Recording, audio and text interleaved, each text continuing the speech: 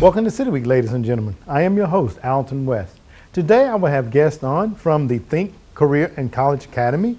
Also, I will have someone on that will be talking about the upcoming Azario Storytelling Festival. So make sure that you stay tuned for those interviews coming up in just a moment.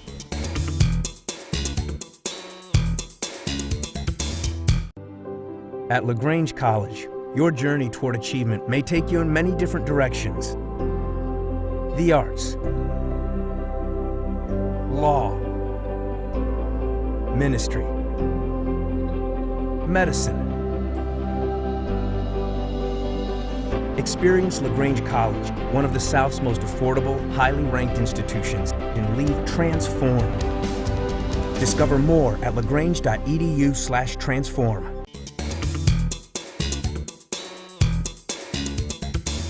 Welcome to City Week, ladies and gentlemen. I am sitting down today with a guest that is the development manager for the Think College and Career Academy, Carrie Burkett. Carrie, welcome to the show. Thank you for having me. Well, it's a pleasure sitting down with you. I think you and I have sat down on other capacities. You were once the executive director for the Strategic Center for Development, and I know I messed that up.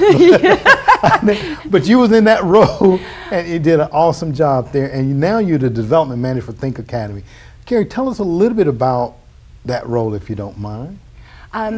At Strategic Planning, I was the director of workforce development, and we worked on a lot of workforce initiatives, including the Troup County Works website, Troup Trained, but the Career Academy project was actually the first project that I worked on when I came on board with Strategic Planning more than 3 years ago, when this community started looking at bringing a college and career academy here. So I'm really passionate about that work, and it was a logical fit for me to move over and work with Think. I'm doing a lot of the same work, but my focus is really on the high school students, specifically our students who are working a job. Okay. And our students who take a period or two from school to leave early and go work those jobs. I work specifically with those students now. Okay, all right, very good. And I'm sure the students don't mind leaving early to go to work, I'm sure. And maybe probably just like to leave altogether, right? Well, that's a little bit of the mentality that we're trying to change, because I think in the past, this program has existed for years and years, and when I was in high school many moons ago, it was kind of the early release or work release program, and students did get to leave then too, but they've started to build up the program so students are able to get academic credits for going to work. If a student leaves one period, they're required to work 5 hours a week to make up that hour. If they leave 2 periods, they need to meet a minimum of 10 hours at work. And the students are excited about it. They're really taking on a lot more responsibility than but they're taking on a lot of responsibility because in addition to their academic studies, they have the responsibility of a job, and they still need to manage both of those. So we talk a lot about time management and about responsibility because it is additional to school. And a lot of the students are still involved in extracurricular activities like soccer and football and basketball and cheerleading and dance. So the students in work-based learning are really demonstrating a lot of responsibility to handle that at such a young age. Absolutely, it sounds like it, you know. And I remember too, back in my days, many moons ago, when we would leave early, you know, for various work programs and things of that nature. Let me ask you now, Carrie, why do you think it is so important that our students get not only the lessons that they learn in the classroom, and then the actual application of it? Why is that so important today, you think? I think it's always been important, and it's not a new model. It's something that's been around since the beginning of time, where you learn by doing. And there were days when apprenticeships, that was common, and in some countries it's still very common. So it's not that it's new, but it's that we're kind of seeing a resurrection of it in education and actually in the workforce. The workforce is demanding it. The employers are very, very involved, as you know, and I'm familiar with from the work that we've done in workforce development. The employers are very eager to be involved with growing a strong, healthy, vibrant workforce, especially here in our community. We have a very diverse and very hands-on employer base, and they are asking to be involved, and they're asking to create us, to work together to create opportunities where students can come in, they can work alongside a professional and learn and explore a career path at an early age to find out if it's really what they want to do. So there's a huge benefit to the employer. But additionally, the student is getting to explore, I hate to use this term, but the real world. So they learn the academic part in school, but then they have the opportunity to go work alongside a mentor, a professional in that field, and find out if not only do they like the material and the actual work, but do they like the environment? Is this something that they can do the rest of their life? And they're getting to explore that at a much earlier age, which is going to benefit them when they decide to do whatever it is they decide to do after high school. Whether they decide to go into the workforce immediately and start working, hopefully they'll make a better decision about that job. And if they decide to go on for additional education, albeit at the technical college or at a four-year college, they might be able, we're hoping that they'll make better decisions about the courses that they take and what they do in college. That'll save them and their families time and money, and hopefully they'll have a more seamless transition into their adult life after high school. Absolutely. So important that we do, like I say, the academics and the practicality of it. And you talked about at a younger age. Now, what are some of the criteria? Because a lot of times when you're talking about high school students, they're 16, 17, some maybe 18. So there may be a little bit of immaturity there. Right. What are some of the criteria that you all are looking for and require the students to possess in order for them to participate in the work-based program? Right now, we work mostly with juniors and seniors. Work-based learning students have to have some form of transportation to get to and from their job because they leave school early. Now, that does not mean they have to have a car. We have some students who have a family member pick them up and take them, and that's okay too. But transportation is important. Additionally, there are three criteria that we hold strong to in the program, and one is attendance, and that is important to our employers, and it's important to the students that they can demonstrate that they show up for school and that they show up for work. We have a requirement of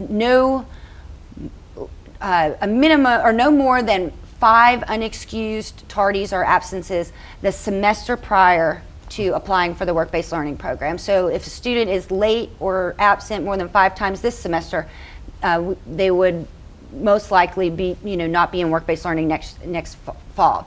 They also have to be in good academic standing, meaning that they're passing on their classes. And the reason being is that if they are not passing their classes, we want them to focus on their academics and make sure that they're getting what they need to graduate. That's right. But like I had said earlier in our conversation off camera, we've seen a lot of students who are kind of on the borderline, maybe struggling with certain class, but then when they get into the work-based learning program, they're elevated to a more mature environment at work. They're seeing what they're applying what they're learning academically to what they're doing at work, and it's kind of raising the level for them. So, their grades are starting to go up, and that's been real positive. And then lastly, discipline is very important to us. Students that have discipline issues at school, we stay away from that. And the reason is it's a safety issue for the employer and the environment at the employer, work-based learning is really what I call it too, a selective program. It's an elective, but we call it a selective program. It's a privilege to be able to leave school early and go to a job and to have this experience. So we expect the students to act mature. Absolutely. I mean, it is a benefit to them, to get that experience, something that you cannot, put a price tag on, because a lot of times, 9 times out of 10, when you go and apply for a job, one of the things that they ask you is, what experience do you have? That's right. So it's so important that the young people take full advantage of this. Let me ask the question, Carrie, where you are currently located and housed, if you don't mind? Think College and Career Academy is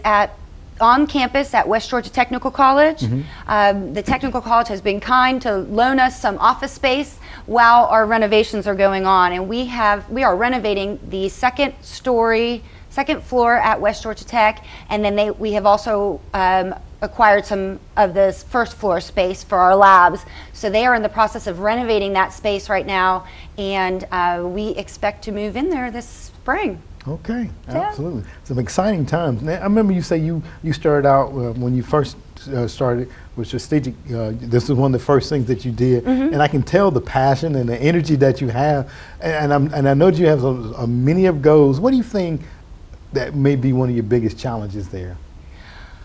With Think Academy and work-based learning? Or if there, you think, will there be any challenges there? There are definitely challenges. One of the, I don't know if it will be the biggest challenge, but one of the challenges will be will be really growing and marketing the program. Okay. The school system went from having a work-based learning coordinator in each high school to having one regional coordinator, which is me. So I currently go to all 3 high schools. Okay. So I'm relying a lot on the administrative staffs at each high school and the counselors and the registrars to really help recruit for work-based learning and to recommend students who are a good fit for work-based learning. So I'm relying a lot on the administrative offices to help with that, and they've been fabulous. I'm also trying to build a good rapport with the students, because word of mouth is the best advertising. That's right. And we want to keep that on a positive note for the students to say that work-based learning has benefited them. So that part of growing the program is going to be a little bit of a challenge until we get some more legs to the program. And we're working on some really exciting stuff. We're working on adding a work-based learning page to the Think College and Career Academy website, which is going to help get information out about the program and how students can apply, and really how employers can get involved, because we have a lot of employers who are contacting us and asking how they can get involved, how they can get some students into their work, their workplace, to start kind of growing our own here. Okay. And it's great because we have a lot of students, a lot of people in this community who move away and come back. And if a student in high school can make that connection with an employer, even if they go off to college or the military, years later, if they decide they want to come back to Troup County and raise a family, they might already have that connection that they can call and say, hey, I interned with you for a year or 2 when I was in high school. I'm thinking of coming back. Is there an opportunity for me? Absolutely. And we would love to have that happen. Absolutely. Well, Carrie, I know they picked the right person with the energy that you have and the passion and the drive that you have for this. So I wish you the very best in your new role as the development manager for Think Academy, and definitely want to have you come back on and kind of give us some success stories and perhaps even bring some of the students on. I would absolutely love to do that. I would love to do that. And thank you for having me. Well, thank you, Carrie, for coming on the show today. Great. All right. Ladies and gentlemen, stay tuned. We're back for more City Week in just a moment.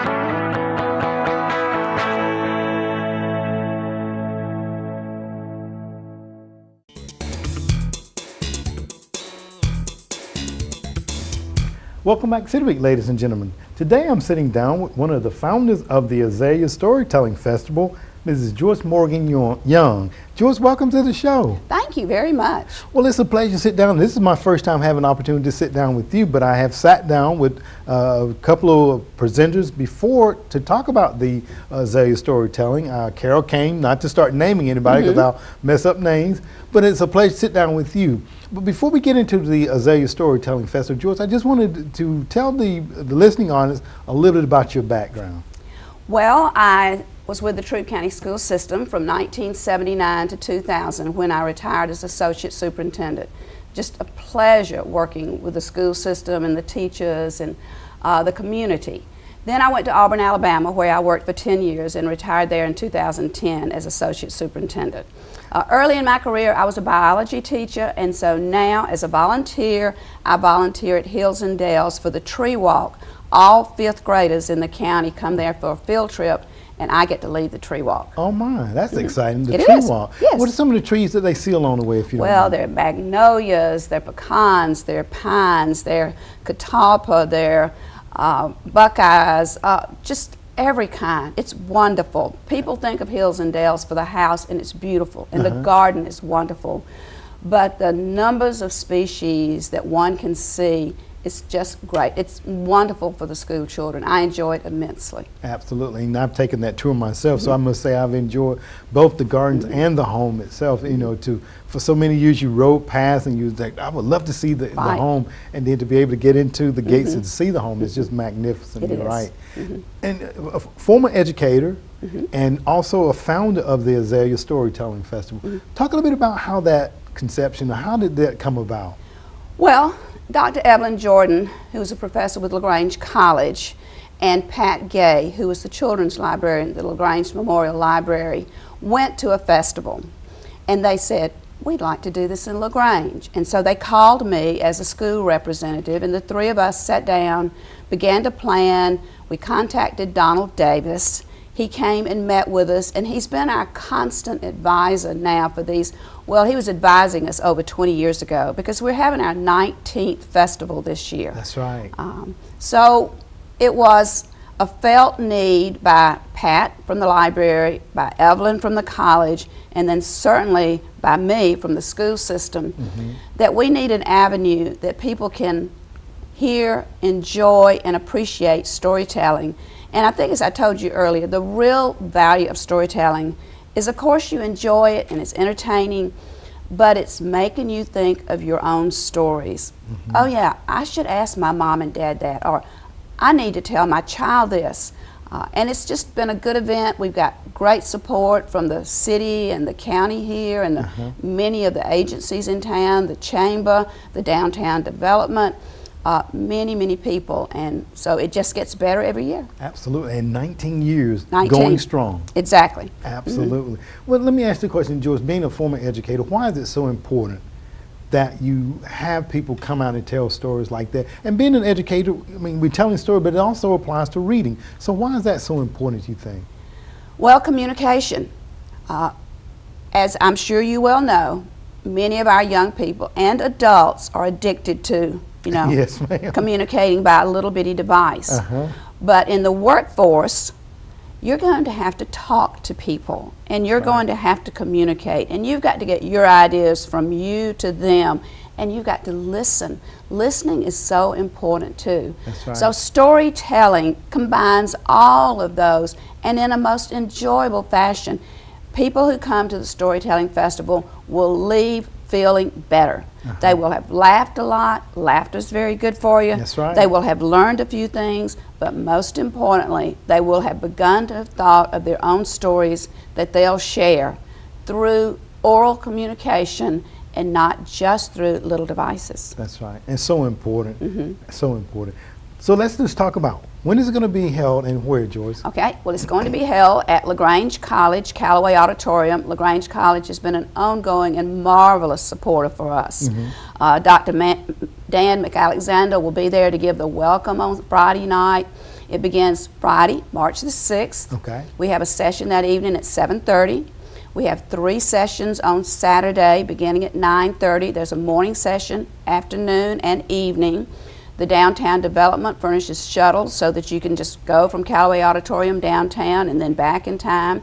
The Women's Club has a cornbread and soup lunch at Bellevue, so you can be shuttled there. And then on Sunday, we have sacred storytelling. Sunday is our free event. Okay. The festival, the full festival for Friday and Saturday is $35, or you can buy individual session tickets. Okay. And there's a reduced price for students. But Sunday's sacred storytelling, you can come during your Sunday school hour, get there a little earlier and hear the dulcimer players, have some coffee and orange juice, all on us. Okay. And you can stay through what I call the preaching hour. Or you could just come to Sunday school, or you could go to your Sunday school and just come for the preaching hour. Or you can be, as some of us say, heathen that day and come for the whole Come for the whole morning. day. But the sacred storytelling is our gift to the community. Okay. And it's just marvelous. Absolutely. You know, I was telling you before we came on, I did have an opportunity to come, you know, a couple of years ago when Carol came on and talked, and I left with my mouth just like hanging open, because I'm like, you know, the stories that you hear, you go and you have that aha moment. You're like, oh yeah, like you said a moment ago, I should tell my kids this, or I should ask my parents this, and the storytellers are just absolutely phenomenal. Talking about storytellers, talk about who you have lined up for this year. Okay, it's great. And Donald Davis has been such a help to us. He'll be here. He generally comes every other year, which would mean 2015, 2017. But he's coming in 16 because that's our 20th anniversary. So if you are a Donald Davis fan, you got 3 straight years to hear him. That's right. Carol Kane has been our MC for many years. She is going to be a featured teller this year, so she'll be one of the tellers. Okay. Carol is a drama and English teacher at Troop High, a long, distinguished career. Kevin Kling. Kevin has been here a few years ago. He's a noted artist on NPR. He hails from Iowa and from Kansas. And also, he's been in Minnesota, and I think that's where he's living right now. But his stories are so heartwarming, you'll want to hear Kevin. And then Bill Lepp, who's won the National Liars Contest in West Virginia for 5 years, will also be with us. Did you say Liars Contest? I did say that. And that's the only place we condone that. Okay. But Ed Stivender, who was here for our first festival in 1997 and is a marvelous teller, hails from Philadelphia, Pennsylvania. But he will be the MC this year, as Carol is moving onto the stage and Ed is moving into the MC. Ed will be back with us next year also as a full-fledged teller. Okay, very good. And again, on March the 5th, I'm at Callaway Auditorium, a full weekend of events. March the 6th. March the 6th, Yeah, okay, March the 6th. A full weekend of events there.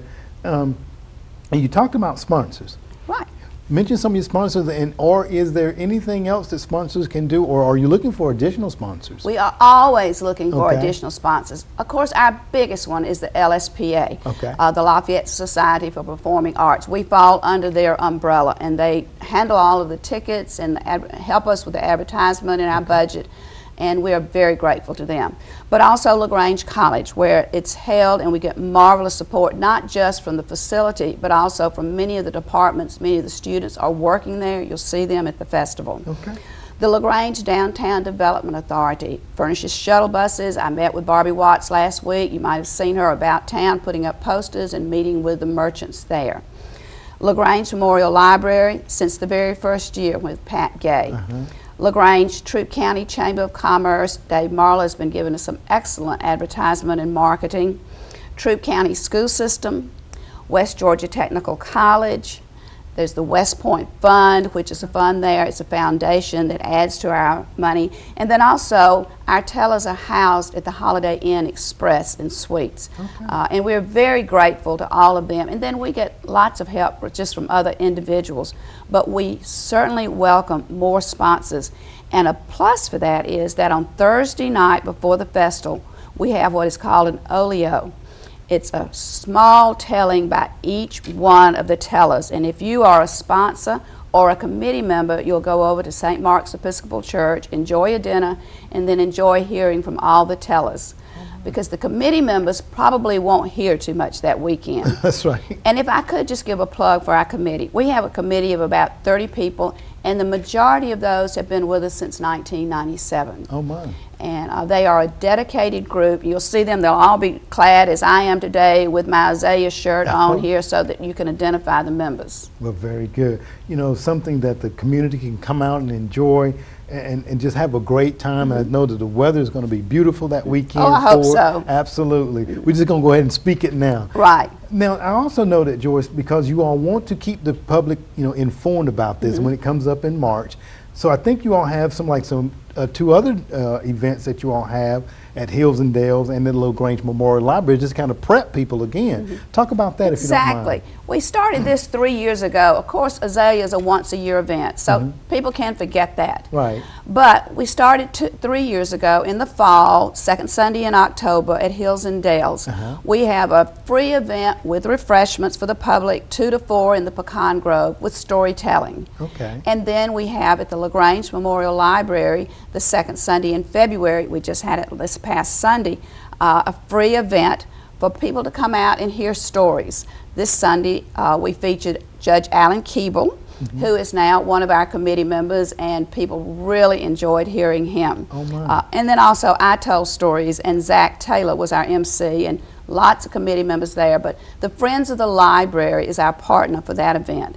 And we think both of those events help people to remember, oh yes, I'm hearing it in October, I'm hearing it in November, it's coming in March.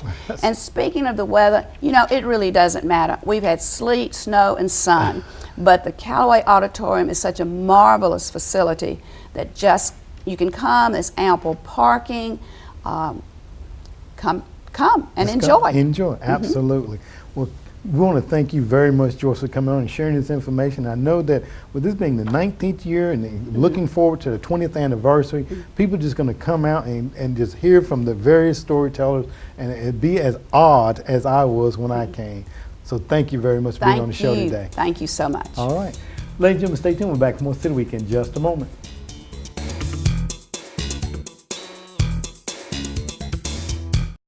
Just what you're hungry for. It's in downtown LaGrange. You have 17 restaurants to choose from, and each has its own personality, from chef-driven establishments to life on the casual side. Celebrate, create traditions, make new friends, discover new tastes. Downtown LaGrange is simply delicious. So come on down.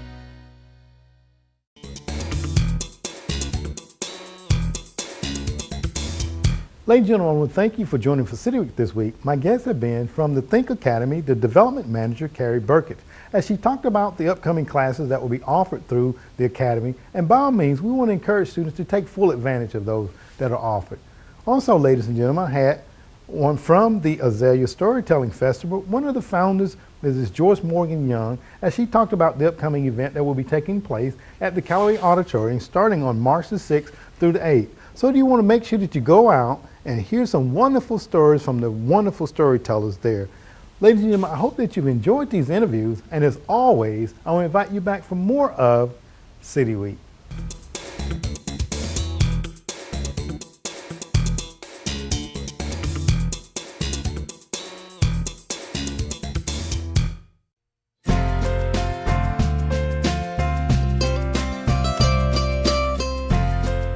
Hi, my name is Bobby McClellan. I'm here at the City of LaGrange Garage to talk to you about a few winter care tips for your vehicle. The first thing I'd like to talk about is, of course, your battery. Your battery is very important to your vehicle because if you don't keep up the maintenance on it, it will leave you stranded during the winter because winter times are very cold and hard on the batteries. The first thing you may want to check is your battery corrosion on your terminals. When you take a look at it, you have a positive and negative terminal, and the battery corrosion starts to build up and looks kind of like crust on the battery itself. Now, it's very simple and easy to clean these off. So you can go to any general parts store and pick up a can of spray cleaner. They're usually less than $5 and look something similar to this here. So you just spray it on the battery itself, on the two terminals, let it sit for 2 to 3 minutes, and just rinse it off with water. What it will do when it starts to actually react with it was, it'll be a yellow color, and it'll turn red as it reacts with the battery acid and corrosion on the terminals. All you have to do then is let it sit for a couple minutes and rinse it off. After that, you may want to get a little project pack, which is usually less than $2, something similar to this here, and you can put this on the battery terminal. It's a gel that actually helps prevent and keep the batteries from corroding. Another thing you may want to check is how old your battery is. On most batteries, there is some sort of stamp date or date code on the battery.